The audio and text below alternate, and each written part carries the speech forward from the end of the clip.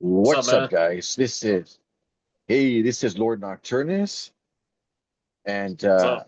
I am your host, Johnny Kahn, aka NASA Conqueror. On today's episode, we're going to talk about Lilith, her origins, and my friends here, which is called More of the Crimson Moon, and it's basically a book on Lilithian. So, my friend, can you tell us a little about Lilith and what her origins are? Yeah, man. When I sat down to write the book on Lilith, and I made a pact with her, I asked her, unbiased, her origins, right? And I wrote her quote down in the book, what she told me, and she said that the history thus being espoused in this grimoire shall be of a darker Sumerian-esque focus. Storm goddess of the screech owl and the night winds. I was stolen for the Jewish stories which bear my name. Study will reveal much, but such the above should be the main focus. That is all. And I did some digging and research, and uh, the first evidence of her is in Mesopotamian religion. Uh, she is connected with the demon Lamashtu, aka Lamasu, the one that murders infants.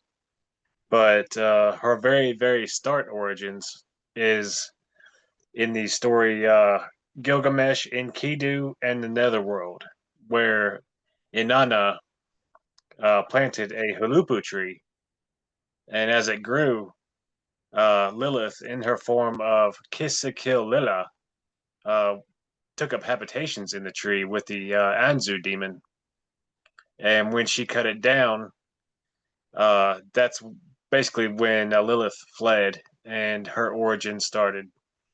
Uh, She controlled the Mazakim demons and the Ardat Lilith demons. The Mazakim are the harmful spirits to men, primarily. The Ardat Lilith are more like the succubus. But her origins are completely demonic. Everything that had to do with her being Adam's wife before Eve was basically the Jewish stealing her name and using it in their mythology to gain power over her because they started creating talismans and bowls to bind her. Mm, mm, mm. And does her nature change across the origin stories or stories through time? Yeah, like many gods Personality, and goddesses. Say what? like her personality or the way she shows up, does the nature of her personality or even appearance like change throughout time across the cultures? Yeah, definitely. Like many gods who assimilate different aspects into themselves as time progresses. Lilith did that. That's why in the grimoire she has 42 or more forms in the grimoire, such as the Ardat Lilith, Kia, Kali, the one you worked with recently, um, Abitu, Abeko, many different names, all call upon different aspects of her. Kind of like, in the Simon Necronomicon, how Marduk has 50 names and 50 powers. It's kind of like that, Mhm. but in goddess form. Would you recommend going through the names in the book, kind of a journey, Yeah, or do definitely. you It's almost just like a call on one? Yeah. Or just one like whenever like you want to explore one of her aspects? It's different for each person, but I would say read through it and work with the names that you feel most drawn to first, the ones that call out to you. And then if you feel the Hmm. desire to know Lilith in a more dynamic way, definitely work with all her forms. And she'll even possibly teach you about forms that I haven't even discovered. Wow. We're going to get into the book right now, but before we do, I want to share one of my experiences really fast because I was looking through her Kali app, and it's interesting because I did have a dream that night. I'm the kind of person that mostly like has visions and dreams or whatever. I do the working, and at night I have a dream. to the ritual or whatever. It's interesting because I see what I inquired about in a dream night, particularly the Kali, which I think I believe you said in a previous conversation, it linked into the Hindu mythology, right?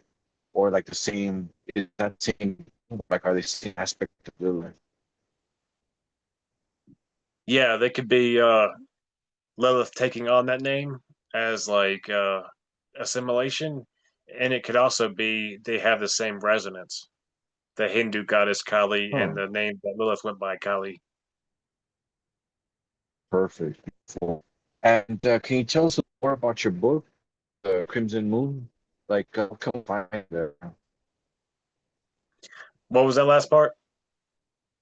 Like, tell us, like, what can we find in there? Like, patience, like, a little bit Yeah, more. there's a bunch of invocations to different aspects of Lilith. There is a primary invocation that you recite 7 times every time you do the ritual to her to draw her presence to you. There is a benevolent circle. There is a baneful circle for different types of rituals for like self empowerment and conversely cursing your enemies.